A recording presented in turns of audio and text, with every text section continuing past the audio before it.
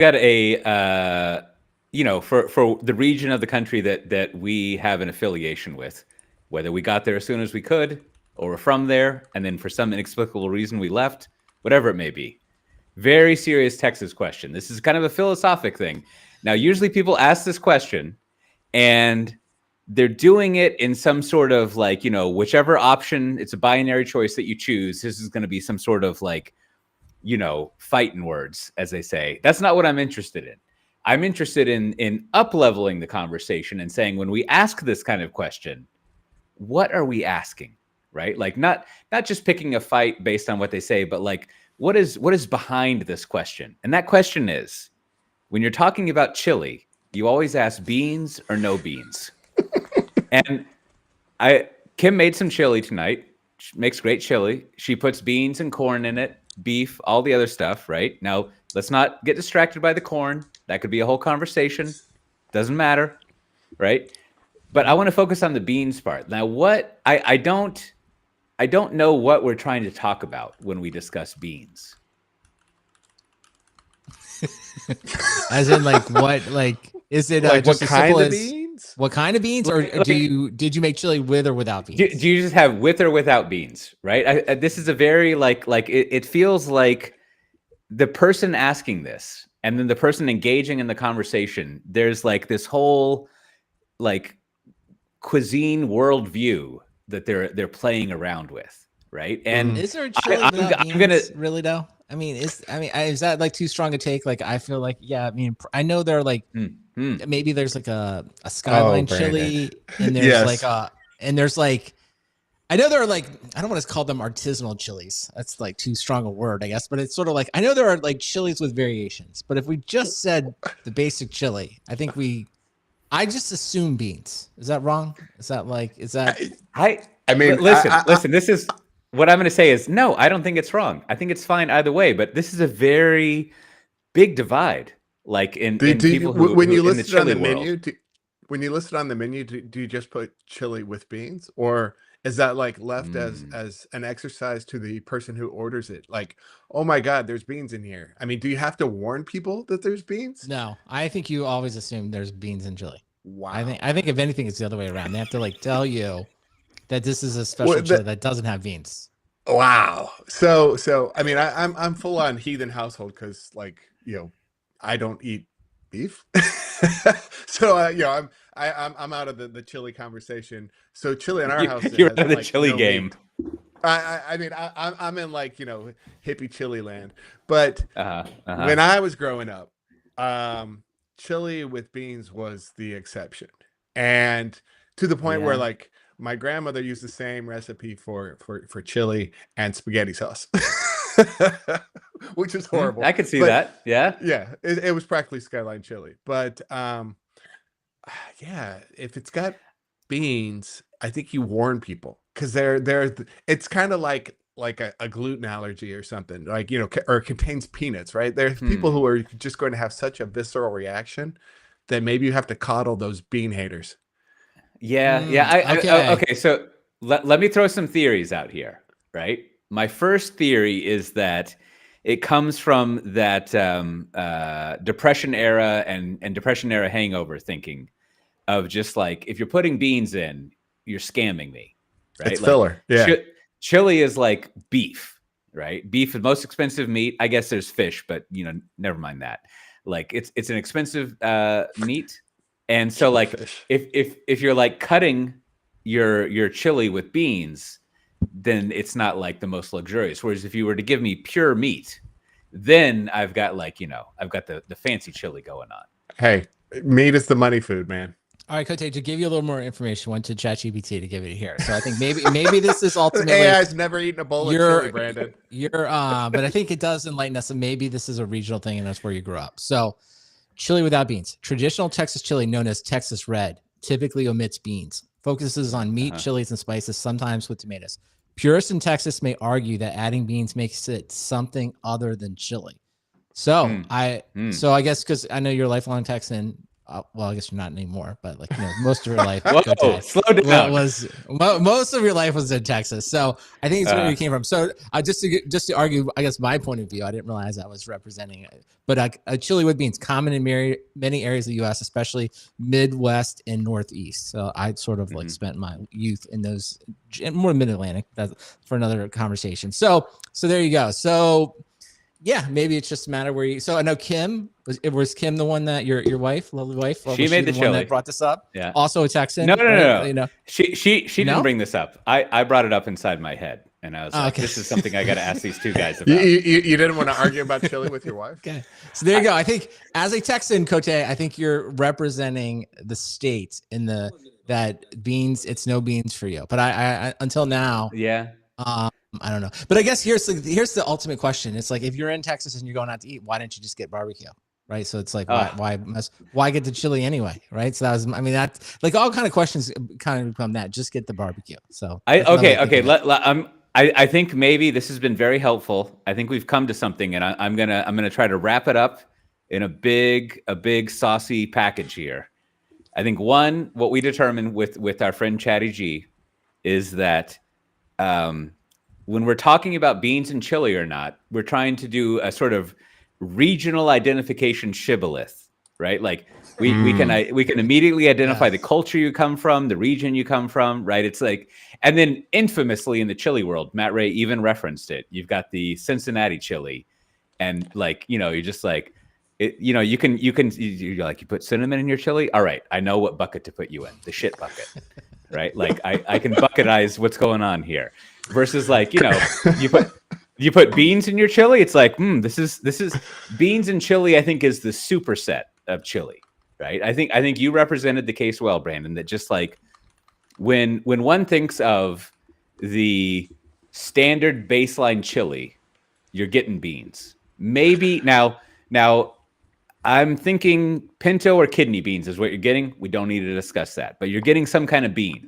A black bean, I think you might have mental problems. I don't know what's going on there, but like, so beans and chili, superset. And then I think maybe if there's no beans in the chili, you're talking Texas, maybe we go off to like New Mexico, Southwest Arizona, Colorado. I have a lot of trouble thinking about their cuisine because they have blue tortillas and they call it tostada, a chalupa, and things like that. Like, no, the other way around. Like, I'm not sure what happened over there. It's something tasty. Went wrong, but their food's fine. Like if they need to roll up their enchiladas instead of having it flat, but that's cool. They innovated the fried egg on top of Tex-Mex, which I enjoy. Now, so I think maybe to your point of barbecue, the best chili that I've had has always been chili that is basically brisket in chili, right? That's kind of like. You get, and I remember when I was out in not Cinque Terre, that's in Italy, Terra Lingua. Like we went to a chili fest out there. I've been to, Austin used to have a chili fest, and the best ones were always basically just like a big bowl of brisket with some tomato sauce on it. 100%. It's always the best so way I think to make anything. Yeah. I think that kind of bridges the gap of what you're saying is like, if you're getting beef in Texas, why are you not getting barbecue? And so, like don't fuck around. And so there you go. When we're talking about beans and chili, what we're talking about is identifying your regional alliance, like where you kind of come from, what you ally yourself with. In case anyone wondered how we're going to start 2025. That's exactly with street fights about chili. That's. Well, speaking about street fights about chili, now I don't monitor this very closely, but I know you, Brandon, we were talking about this before the show. You're very much into the AI assisted coding. And I haven't been following the advances in how you can use generative AI for coding. But I wanted to get your prediction. In 2025, is this going to be the death of the computer science degree? Are we just going to learn how to like ask the AIs? I mean, I guess you could have the AI like educate you about how to use like Git and like how to set up your Docker containers. But as far as programming, is it good enough that like Martin Fowler can finally retire and he doesn't need to publish stuff anymore? Well, I think it's an interesting question, and I do think I think we can all broadly claim that we're Gen X. I don't think that's too too much to stretch, but I wonder if it's sort of like we can either graduate at the wrong time or the right time, because I do think because we all had to learn all of this stuff manually, right? You kind of had to learn how to like program, quote unquote, the old way, you know, like write all your for loops and all that kind of stuff. It is kind of nice that like you have all of the background, right? And I think that's why I do think there's a distinct advantage. It's like I don't code day to day, but I did it long enough and I have a degree in it enough that I know the basics. So I know like what to ask and I can scan through things and figure it out, but I don't have to spend hours trying to generate the stuff. And I do think so. Even when I do like my own little side projects, I'm like, wow, this is incredible how much faster it is, right? But it's only because I can kind of like, I'm just educated enough. I can steer the ship, you know, if you will, and I kind of know what's going on. And if I have to, I can drop down and be like, look at a specific line and like figure out what's going on. So what I wonder about is like the kids, you know, the future people majoring is like, I don't know. I would assume like there'll be this major drop off in computer science as a discipline. Everyone just trying to get a job in computer science because it's going to give them an easy, high paying job. So I think there'll have to be less of that. But I do wonder like will the computer science graduates, will they still need to like kind of learn, if you will, like the manual way of doing everything? And then, but they'll just know when they show up at the job, absolutely. They're going to have like, I like Cursor the best, but you know, I'm sure any of these other AI editors, because like once you start doing it, like kind of that right paying AI assistant, it's like who's like, no one's typing in a file like top to bottom, right? Without a bunch of stuff being generated. It just doesn't make any sense. So I don't know. So I do think, I'll tie that off. I was going to say also,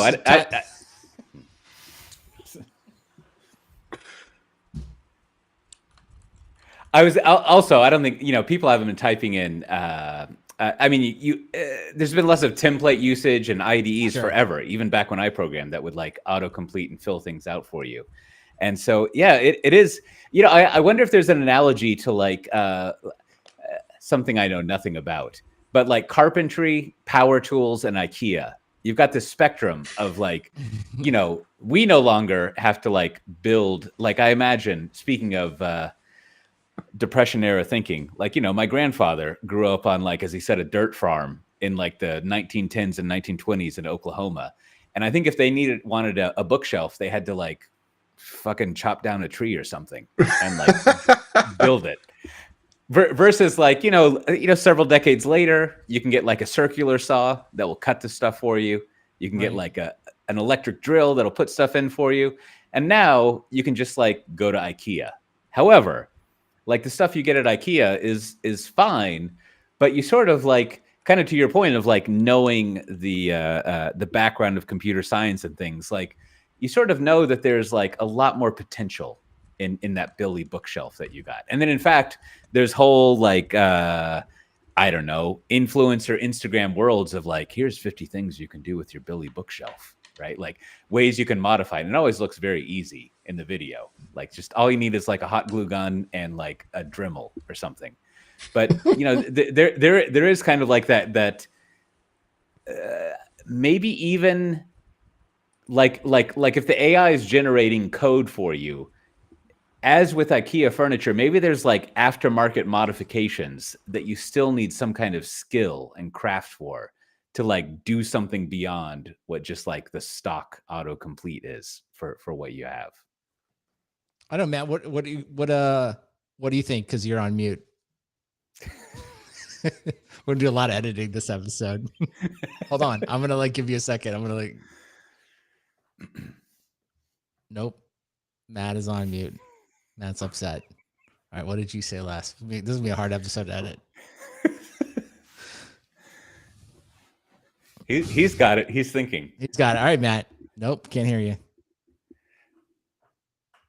This will be the whole episode. We'll make this the entire after show, just us watching Matt struggle to get on. So, all right. So here, I'll pick it up, Matt, while you do it. I'll take it from there. So, well, I mean, I think the thing that I think is interesting about it, and I guess the question I kind of go back to is like, and maybe this is just like as we all have kids, it's like how much stuff is going to be required to like, if you will, learn the manual way, right? Before you can just sort of use the easy tools. Like I go back to like, you know, actually getting a degree in computer engineering at the time. It's like, I did do like, there was a class in assembly, there was a class in compilers, there's class in data structures, but you know what, like after, for the most part, like I just took those classes and I didn't really ever like spend a lot of time like if building a compiler or building, you know what I mean? I would just mostly use the predefined data structures or use the compilers. It was always like, so you can kind of say, you could use me, you can turn around at me. It was like, well, I really wouldn't be able to edit assembly code, or like it would take me a long time to like do anything. Right. So is there a point where it's like, maybe the kids today, or the graduates today, they're just moving up a couple levels. They're like, yeah, we stay at this, like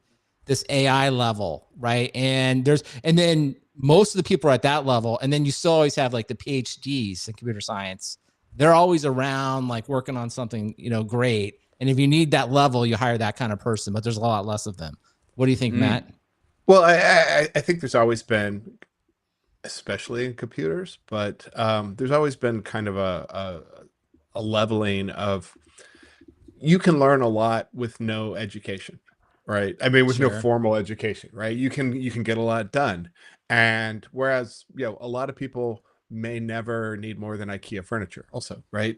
But I think there have definitely been times in my career where I'm glad I had the you know, the educational background of like, oh, you know, this is what order n means, or, you know, this is why that data structure works here and doesn't work there. Where, you know, for 95% of the time, I never needed any of that information, right? A lot, I mean, like I've got a master's in software engineering that, you know, was fun, but I don't really think it advanced like my technical career much. And so I feel that you can always get a job in computers, you know, for now until AI takes all of them. But a lot of the easy stuff is easy for a reason, right? I mean, it's mass consumer, and but that's also the most popular. So I think there will always be a reason to get more education on some of this stuff. Like if you need to do more specialized work, if you need more, you know, to tackle more challenging concepts, you're going to need people who have a better skill set. But I think what is easier for, you know, the mass market is easier for AI also. So I think there's going to be a pinch in there. Well, there is something, I don't know what else to call it other than like the JSON. And I feel like a lot of, when I really quote unquote coded, I did a lot of this where it's just like, you know, take text in this format, convert it to like JSON, and then convert it back to this. And it's like, I just think that level of like, whatever you want to call it, enterprise programming, developer, like that is 100% where the AI wheelhouse is, where you're just sort of like, I got to take this text, I got to do it, I want to format this way. Versus like something out of office space. Yeah. I take versus I take this from the customers and I give it to the engineer. Yeah. I mean, because there's just a lot of that, like kind of, you know, all of that kind of enterprise stuff. So, and also to be fair too, a lot of that's consumer stuff. You're just kind of taking some basic data and showing a consumer and something, you know, all of the things that we think are so popular now they often are like demo projects. Like someone builds their own quote Twitter, right? Or they build their own Instagram. Like you can kind of like throw these sites together.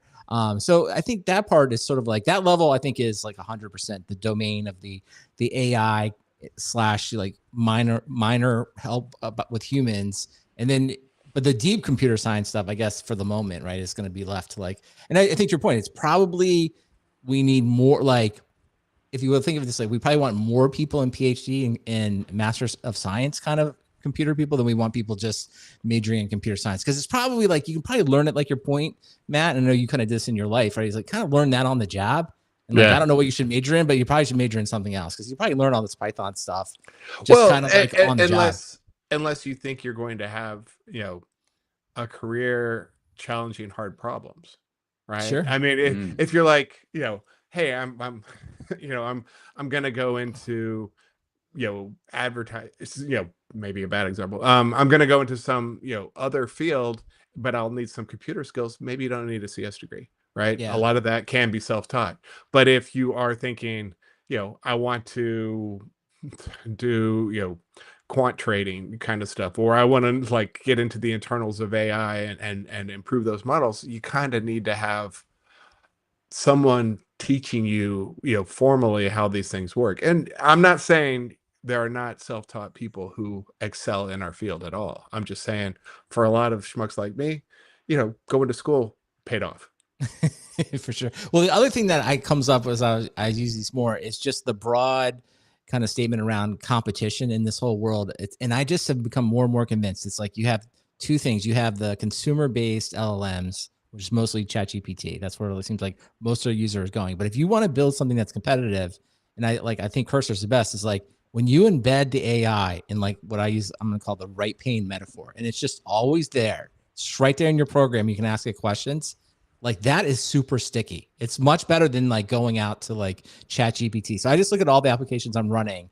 Like I want every one of them to have like a right pane where I can just ask it questions, right? Look at what I'm doing in the app and I want to ask you questions like, can I do this better? Whether it's writing, whether it's making a presentation, whether it's web browsing. And I think to me, it's like when you do that, and I think we have a story later we can talk about like those companies that embed that kind of specific AI in that right pane are going to be much more sticky than like going out to like the ChatGPT and then cut and paste, right? So I think, coding has figured it out first. Like it's definitely the co-pilot metaphor works best there, but like I want it everywhere now. Every application I have now, I want there to be a right pane and an AI that I can ask questions to.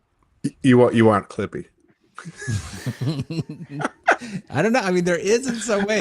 Like Clippy, that works. Because I'm thinking like, what have I been spending my time? I'm like, oh, PowerPoint and and Notion and Excel. For sure. Like, you want Clippy with a PhD. I am amazed though, like with all the stuff Apple's done, and I guess you put Microsoft in there too. It's like I'm talking about just regular normal people that use computers, not because I like it, because it's part of their jobs, like high school teachers, counselors, whatever, normal business professionals that don't like computers. It's like, why there isn't just like an AI for the operating system right there? Like, how do I configure my microphone, right? Help me set up for my web meeting. Like I can't find, it's just like amazing that like there's all this other stuff, but like it's not just like the most basic operating system AI sitting there just helping you with the mundane task of getting your computer to do what you want. Because I see so many people, I'm sure everyone listening to this, you're listening to this, you're the type of person that gets the phone call like, Zoom's not working, can you come help me, right? And you're just like, did you open up settings? And people just that, right? People are just like, they don't even know. They don't even know what's going on. So huge missed opportunity. All the stuff Apple's done, pretty much boring, but it's like, there isn't any like way that makes it easy for them to just like set up their Zoom meeting. Yeah. Maybe it's too expensive to do mundane stuff. Like it's because I agree. Point, like, right? It's like I know ChatGPT what the weather is, right? Yeah, like this has become my like hobby horse about like AI stuff, but it does seem like, so first of all, right? Like I haven't tried this in a while, but like I had Gemini in my Gmail, and all I did was ask it like, who did I send email to most frequently in like 2004, and it was like, I'm sorry, I can't help you with that, and it's kind of like, why is this even here, right? Like I could get out of my right pane. Yeah, like I could probably figure out the advanced Gmail search that would tell me this with, dates and colons and shit. Like, why can't you figure this out? And I think it probably, I was thinking about this earlier today, gets to the reason is probably because, I don't know, it's not trained on all that email and it doesn't know or how they're to not do allowed to search your, or the privacy settings don't allow them in your email. And then that gets to my hobby horse is like, I think, like what you're making me think, Brandon and Matt, is maybe there's two reasons why coding is the most not obvious. It's the thing that is AI is best at. One, because there is just a shit ton of code out there that's free to go look at and train your stuff on, right? Like thanks to open source and everything, it's just like lots of code. And then two, programming is an extremely expensive task, right? So anything that you spend, not any, but money that you spend on productivity and programming or making programming faster and easier has an obvious ROI. Like it's very valuable, right? Now, if you look at the rest of the world, those two things are difficult. So you look at the just white collar knowledge work enterprise world, and you've got all of this data that is inaccessible.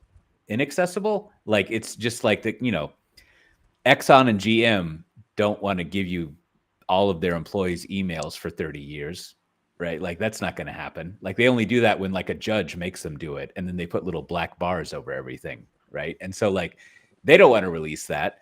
And then also like what is the ROI on like summarizing a meeting?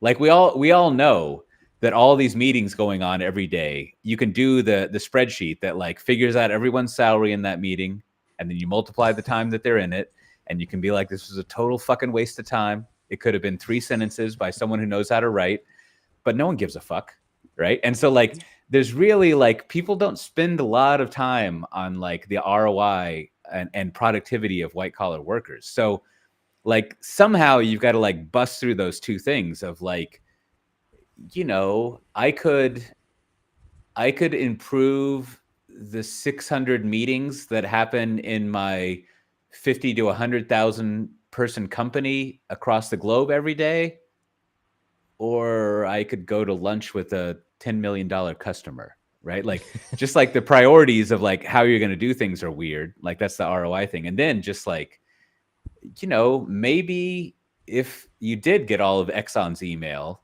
and you like trained some model or you did whatever to like do post training stuff around it or whatever that's called, that would be valuable. But like it can't even tell me who I used to email in the early 2000s. So it's like very like not too valuable. So to that end, though, I think maybe there is some hope here. Like this week, there were 2 things that kind of have been popping around, various social media. Yeah, one is just this idea of model distillation, and then I guess DeepSeek, which I think is like a Chinese, if you will, AI think tank or whatever, set of researchers. They basically came out with a much smaller model that, if you says quote unquote, does the same type of reasoning as OpenAI's O1 model. And I think that this does seem to be kind of the next area where everyone's going, where it's sort of like, well, if you can make these to your ROI question specifically, if it's cost effective to make a small model that, if you will, has just as much of the capabilities of the quote state of the art models, then maybe we will see what you're talking about, Cote. Is like maybe there will be a small LLM that can run and just answer questions for just the operating system, right? It's designed to be asked when you're sitting at your computer. And then maybe there's one for like the Gmail kind of scenario that could be run. So maybe that's where we're going, is that these models we're just in the middle. They're just too big. Return of expert systems. Right. And then they're getting small. But I don't know. I mean, this is sort of like long been predicted that, hey, eventually all these models will get smaller and smaller. And the part I guess I just don't totally understand is they basically say it's like they use the if you will, the foundation model to generate training data for the small optimized or distilled model. And it's like how far does that go? Like, can you just keep, can you keep distilling a model down? But like there has to be some law of diminishing returns, or like where it gets too small. But it seems like to be the next area where everyone's going to basically be trying to figure out, like, we don't want to spend like hundreds of dollars on big models. We just want to use a big model to make a small model for what we want to do. So I don't know. Right. I think that's where we're going. You don't want to like strip it down and purify it enough that you have like the Emily Dickinson LLM where you're like, that looks like poetry, but I don't know what's happening here. Like right. At some point it seems like you would get I don't know, something weird would come out of it. On the other hand, like models talking to models sounds great. We should let them go figure that out. Maybe they can attend those meetings and sort it out all for us. I look forward to that. Well, one thing that I think AI could have helped for several years ago was figuring out what was going on with service meshes and sorting through Istio stuff. Now, as listeners, longtime listeners may recall, I think, was it 4 or 5 years ago? I think we had a little investigation. We interviewed several people about what was going on with Istio. And I have to admit, I didn't go watch this KubeCon presentation, but I do have it queued up in my watch later thing in YouTube, which I've been pretty good about watching. But I think there was a good summary of it over on the news stack about kind of lessons learned in doing an open source project, and also just an ambitious project like Istio. And I just want to pick out one thing, and then I'll toss it over to you guys that was in there. Again, I'm going off the summary of the new stack. I should have written down who wrote the article, but there was a very important point that unless you're kind of in the business, as it were, as the three of us are and others, that almost like tell me if you think this is accounted for in the product management lore, Brandon. But I think it should be like a top 5 thing you learn is like you need one buyer, right? So essentially, like if you look at what Istio was doing or any service mesh, it essentially is solving at least 3 areas of concerns. 1, networking, 2, security, and then 3, I don't know, developers. Just like, your developers, they're all of your programs are basically distributed architectures now. So they need a way of talking to all the components over a network, right? And the problem with those 3 areas of concerns is if you go look at enterprise buyers, that's 3 different buyers, and they all don't go to lunch together, basically, right? And so like you're trying to sell something that is used and valuable for all of them. And now you've got at least 3 meetings that you got to go to. And you don't really even know whose budget you're going to be selling to, which for an open source project, in theory, well, even for an open source project, but for any sort of new system you're trying to put in place in a large organization, it becomes a problem because you don't have what do the Amazon people call it? The single person or whatever, the single threaded pizza.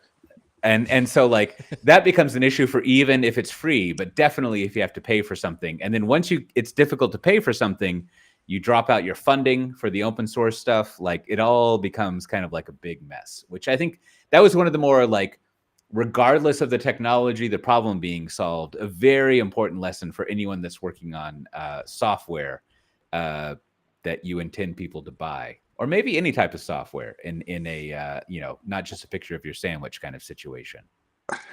Well, I think a lot of people, when they run into service mesh, they're like, this isn't my problem, or I don't have that problem. And so, they kind of move on. And there are definitely places that use, service meshes. Obviously, we've got several commercial companies trying to do it. You've got lots of vendors involved in the game, but I've also seen a large number of customers who are like, we don't use a service mesh, full stop. And, because they didn't get that quorum of, 2 of the 3 to gather up on it, or they just decided like the overhead wasn't worth it. And, they have separate clusters for everything, or, however they solve the problem, it limits the accessibility of selling this.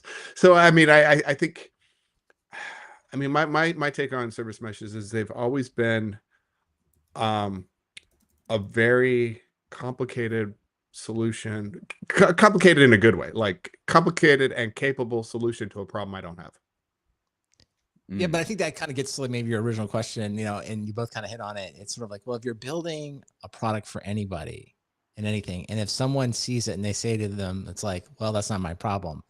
Maybe the better question is like, is there a problem at all? Because like the thing that like, if no matter what you're selling, the first objection, the first competition you have to overcome is like, well, can I do nothing? Right? That's what all human beings do. Well, first, can I absolutely do nothing? Right? Can I just like not ignore the problem for service meshes is yes. I was gonna say, but that's the whole thing. It's like, if I ignore this, will it go away? If I ignore this, will it not really bother me? Are there no long-term consequences? Is there? And I think that's exactly where it comes down to, because there was quite a good Slack thread about this, and like several people in the Slack kind of commented, it's like, well, we looked at it and it was just too complicated and we didn't really think we wanted to do it. Right. And it's like, well, if that's just another way of saying it's like, I don't have this problem. Now, I understand before anyone emails and wants to come on and like do an interview and explain to us why it's great. It's like, I'm not saying that. I'm not saying there's no value in it. I'm not saying those people couldn't, if you will, get some value of doing those things.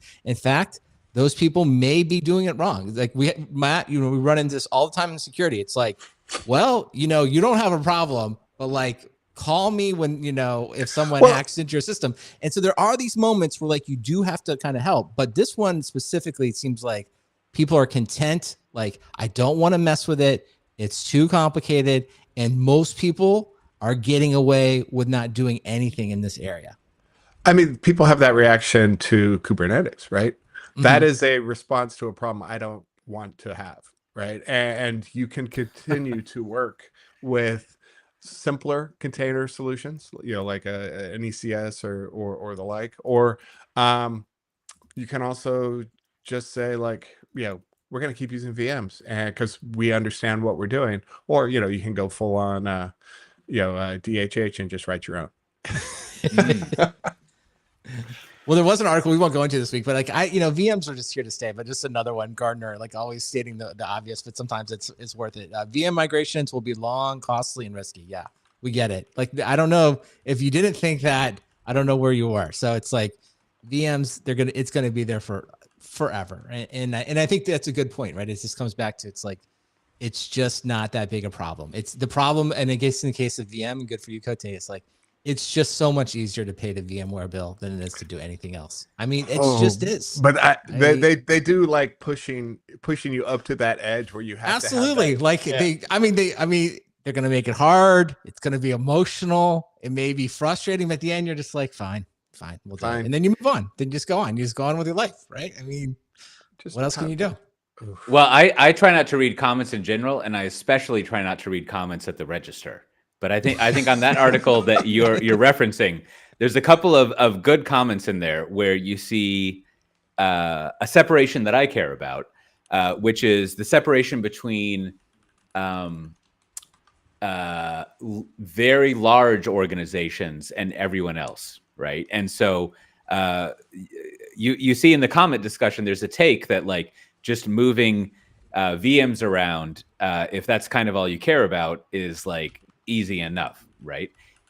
However, if you actually are like managing a giant organization and you're doing networking and you're virtualizing networking and storage and also your compute and all this stuff, and that is, if you have like cloud sort of stuff going on, then it becomes a lot more difficult to like move things around. Now, my net worth is appreciative of the difficulty of that for VMware stuff.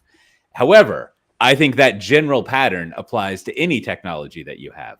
Could be Istio or Service Mesh or whatever. Is that if you don't break up your system into components that just like effortlessly, seamlessly work together, then of course, like it's hard to migrate between one thing or the other. However, it's sort of like, as anyone who programs knows, like the more generic and componentalized, if that's a word, your stuff is, like the less specialized it is, right? It's in all that, like, for better or worse, it's in all that integration and specialization that you get stuff, right? Performance and whatever it may be, right? And so like, right. And so that is like, I mean, I do think obviously I'm extremely biased as Brandon and I have indicated, but I think you do see this kind of like realization of like, well, yes, I can't just suddenly like rip out all the plumbing and wires in my house. Like it kind of works, right? It's a very difficult thing there. And again, I think you see that across all sorts of technology choices that you make, that it is worth figuring out like what your, I don't know what the word is, what your relationship is with it, which is why it kind of makes it emotional, I guess, if you haven't gone through that thinking in the past. And maybe as we kind of wrap up on Service Mesh and Istio in general, it's like, I think in the end, it just kind of comes down to, there are a few people that have this problem. I think, didn't we watch the Service Mesh, or we kind of reviewed Istio documentary way back? And it's like, and there's the whole history there, and it came out of Lyft, and like, it's like there are a handful of companies that do run at this scale that really have this problem, right? And they have created a very nice solutions for it. And it's just like, it just turns out that's just a very small market. And for the rest of the, if you will, quote unquote, rest of the world can probably get away without it. Or we're, kind of like security, or we're just all sitting on top of like, we're just waiting. There's some tipping point where it's going to finally go and everyone's going to need it. But it feels less and less likely every day that moment is coming.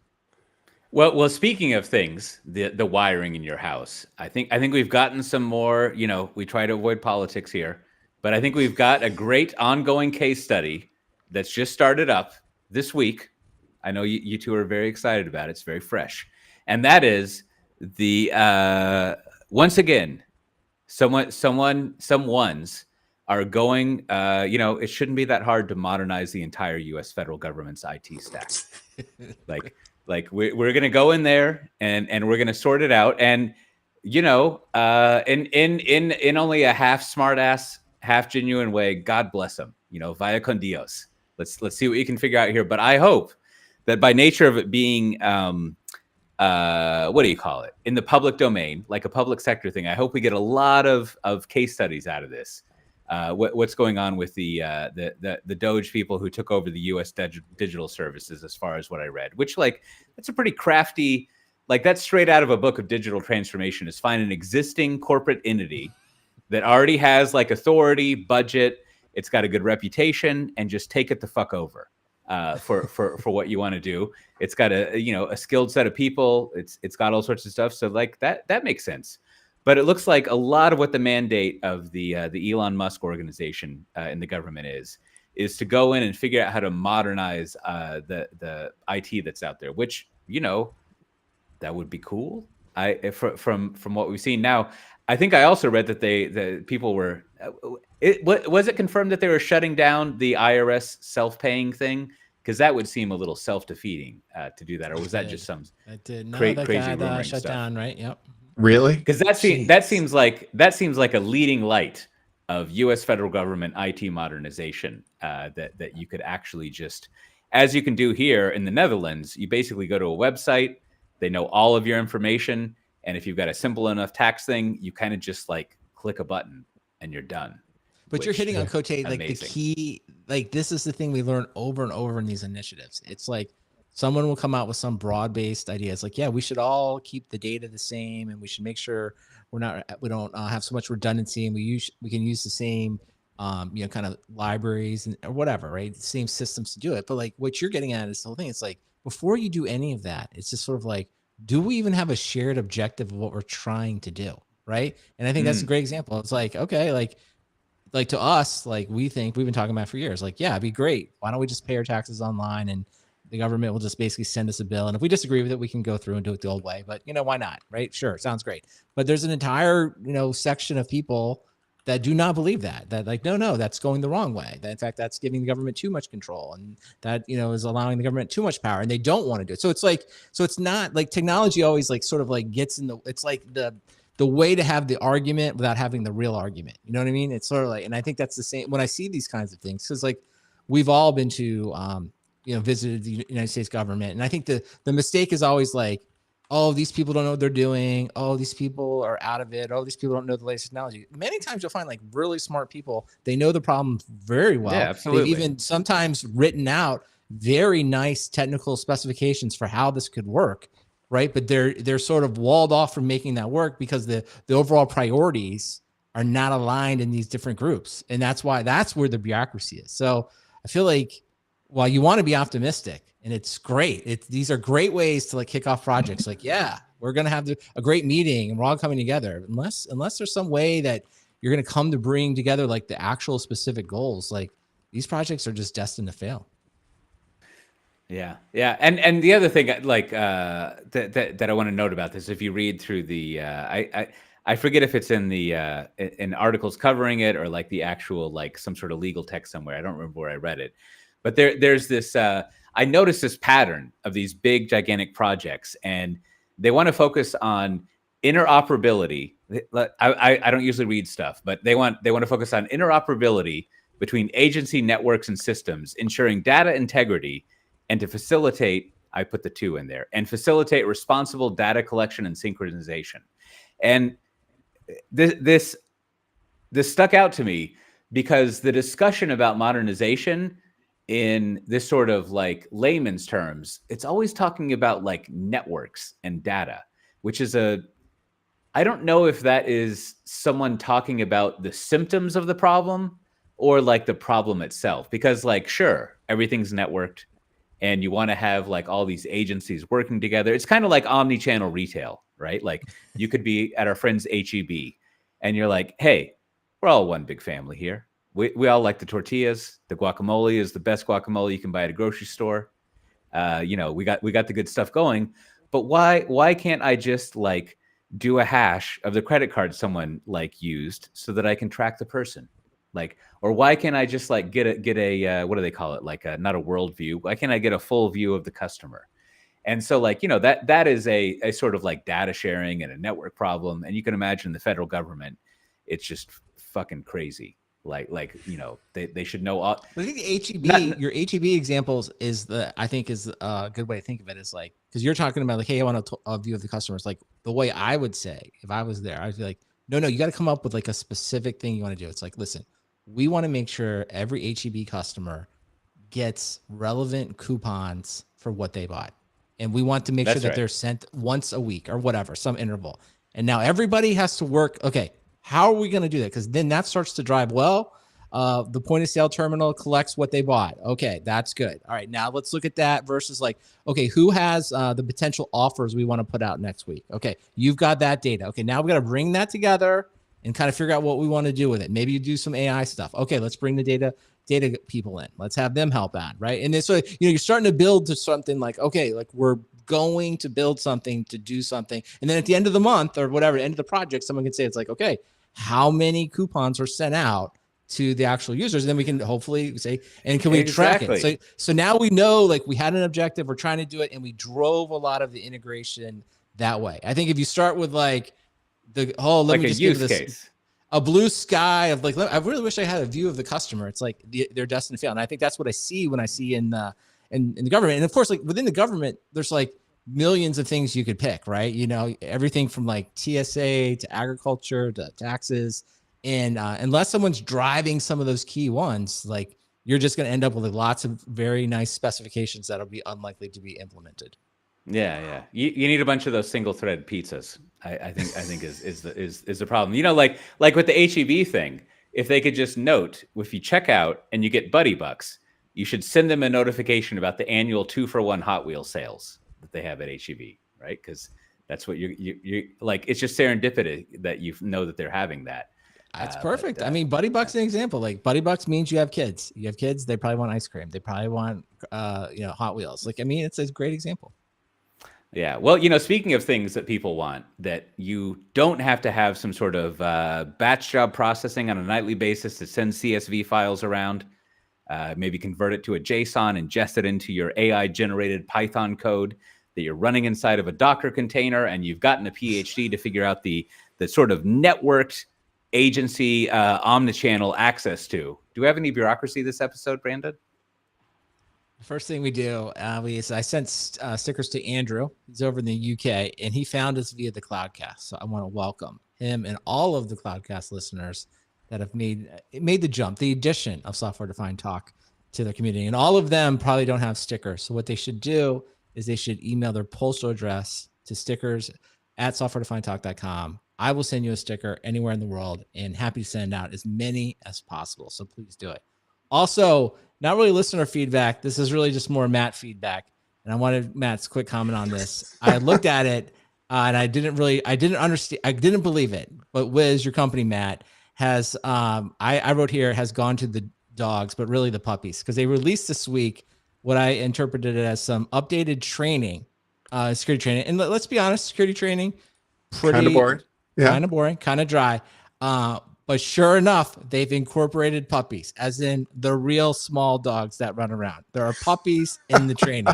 So I told my family, I was like, this is either genius or kind of weird, maybe both. So I don't know, it's Matt. Both. Like, maybe you can comment on it. Kudos to marketing.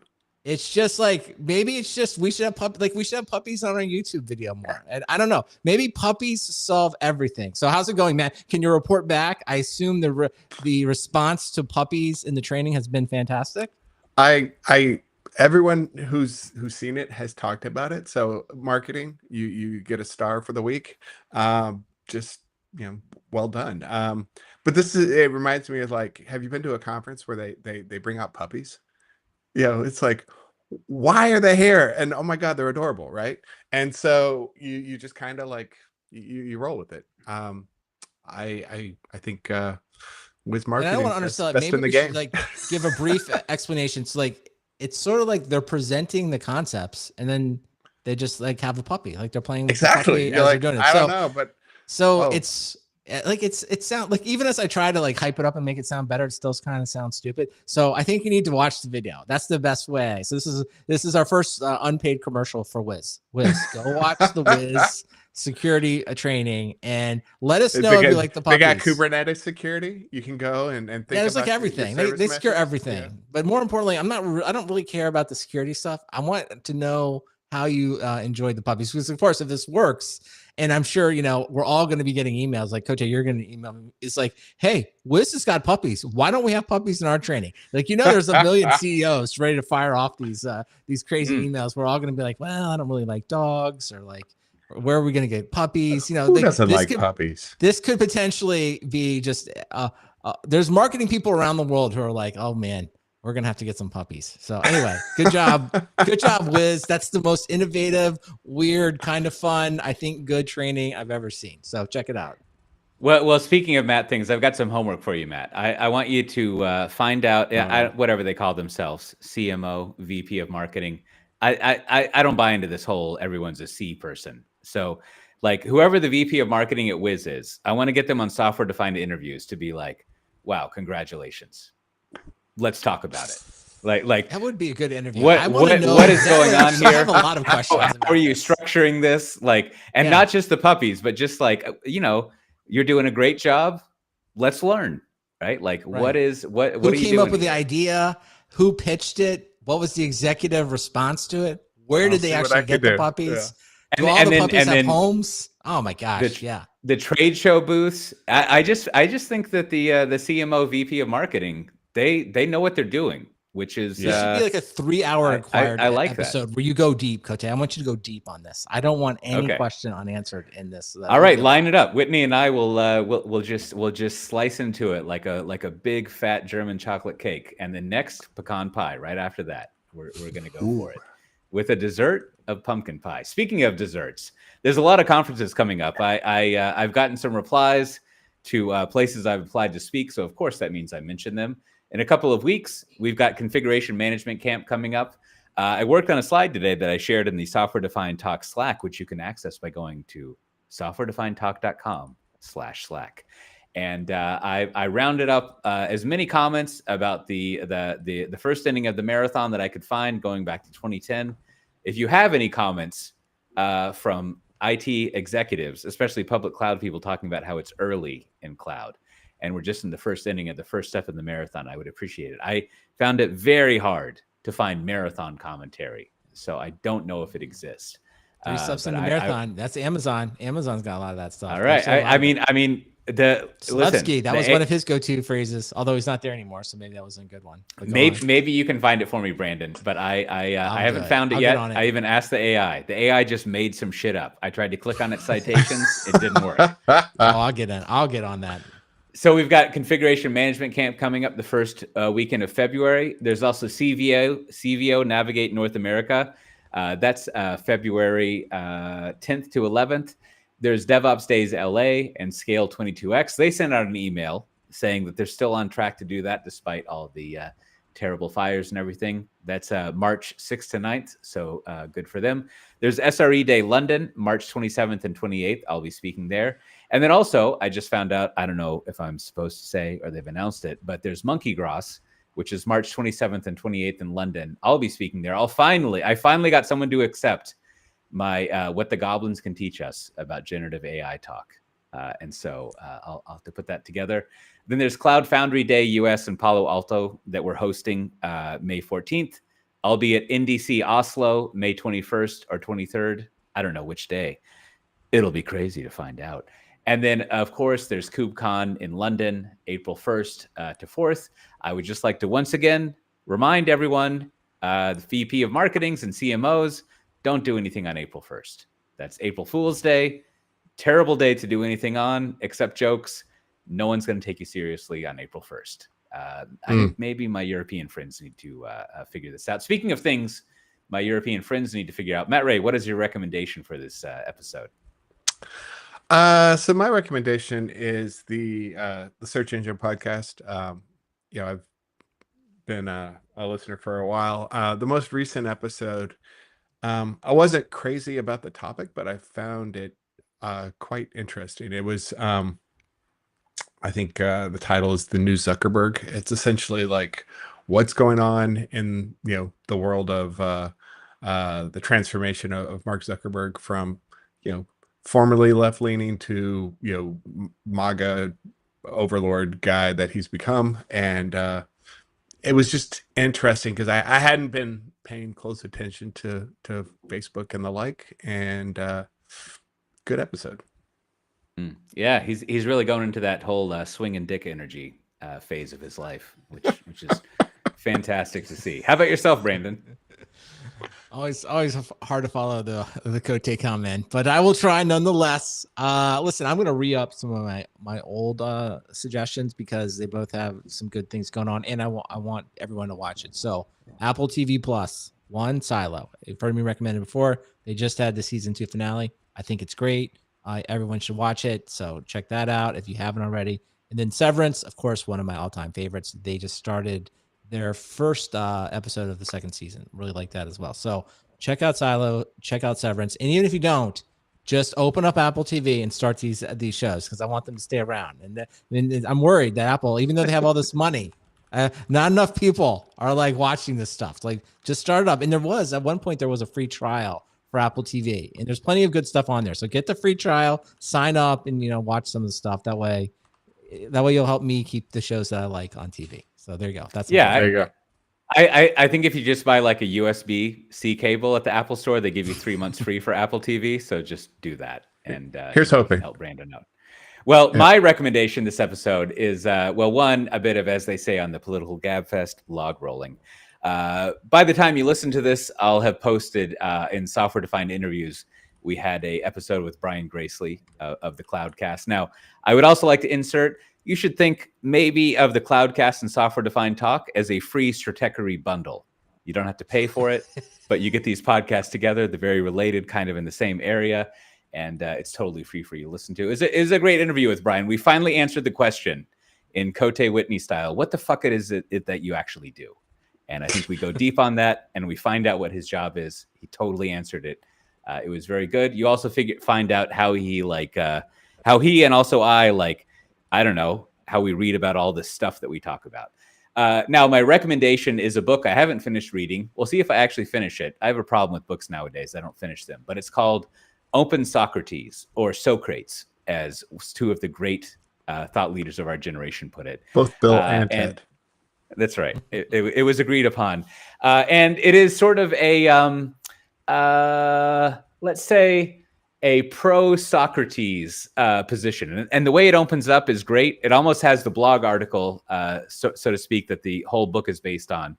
And it kind of says that there's two branches of Western philosophy. There's utilitarian, and you should give a fuck about people, from Bentham and Kant, or Kant, however you say it. And that we've been neglecting the Socratic branch, which is just like, you should just like ask things that have no answer, I think is where it's going. But it's fun. It's very well written. It's kind of like philosophic writing that isn't confusing. So check it out if you're into that kind of stuff. It's not going to tell you how to optimize your time or pay attention to your breathing or anything. It's ancient Greek shit, so they don't care about email. Speaking of ancient Greek shit, we mentioned a lot of things. We also didn't mention many things that we keep track of during the week in the Slack channel that we have. And you can also find, I just ran through all those conferences. If you want more details, there's even some discounts for a couple of them if you want to go to them. But if you go to softwaredefinedtalk.com/503, you can find links to all of that stuff. And I don't know, hang out on the webpage, see stuff that we do. The show notes are fun. And, when you're done with that, we'll see you next time. Bye-bye. Bye. All right, somehow we did it, Matt. Even with your, Sorry. Did you mute? What was the deal? Did you mute yourself? I don't know what happened. Yourself? What? Yes. Eventually, it turned out the mute button was in. I don't know because I don't normally touch the mic. I'm not a member of the Beastie Boys. It just sits here, and so I don't know how it happened, but yes, the little yellow light was on. Okay. All right. Well, you made it back, Matt. Yes, it was. It was a journey. It was tough. It was touch and go there. All right. Yeah. Well, thanks for everyone hanging out on the stream. We'll be back streaming probably about this time next week. Depending on Matt's computer, we may start late. We may start on time. There's always that's the real behind the scenes. There's always a computer problem amongst the one of us before starting. So that's why we can at never least one, if not multiple. Not multiple. Well, but Apple also has started like dropping your mic permissions monthly. Is that? I mean, I've seen references to it, and I think that's what I think they turned it off. I think that's it. I think there are plenty of other problems. I think that was one. That one has been turned off. So I don't know, but we'll see. So, well, maybe next episode we'll finally get to your book review of the NVIDIA way. Yeah, we'll see. That's nice greenfield. If we get a week where we don't have anything to talk about, we'll just carry that over. So, all right. Thanks for everyone streaming. We'll talk to you next time.